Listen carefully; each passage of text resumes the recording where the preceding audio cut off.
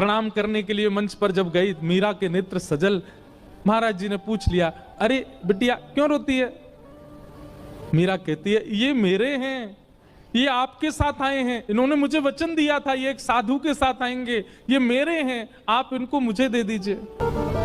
कोई अपने ठाकुर कैसे दे सकता है किसी? वो भी पूजा के ठाकुर जी हो तो दिए भी जाएं, लेकिन जिनसे स्नेह प्रेम के लाड़ के ठाकुर जी, वो किसको कैसे मिल जाएंगे?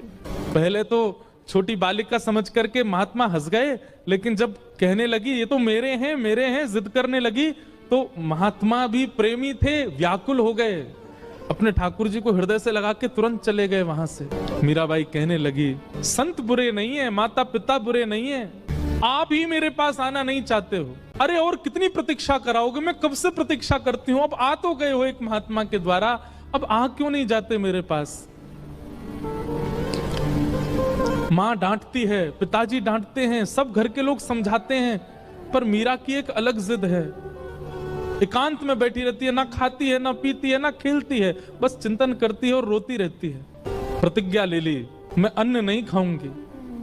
अब मैं प्रयास नहीं करूंगी कि आप आओ मेरे पास, मैं प्रयास नहीं करूंगी कि मैं आपको लाऊं, आपको खुद आना पड़ेगा, मेरी प्रतीक्षा बहुत हो चुकी है। वहां महात्मा ठाकुर जी की सेवा शयन करा करके जैसे शयन में गए, ठाकुर जी उनके स्वप्न में आ गए।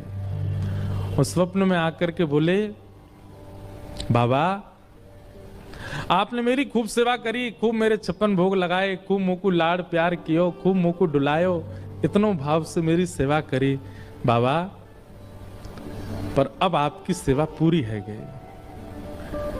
जो बालिका आज कथा में आई, मैंने वाकू वचन दियो है कि मैं आपके माध्यम से आऊंगा, आप उनको जाए के मुंह को दे दो। अब जब ठाकुर जी ही स्वयं आज्ञा कर दें तो फिर जय जय, मेरी सेवा में कोई कमी रह गई?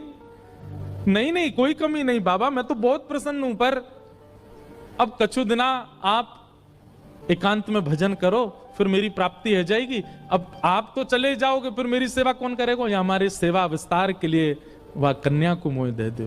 और अर्धरात्रि का समय, नन्ही सी मीरा अनशन व्रत पर मानो बैठी हो, और महात्मा पहुंच गए।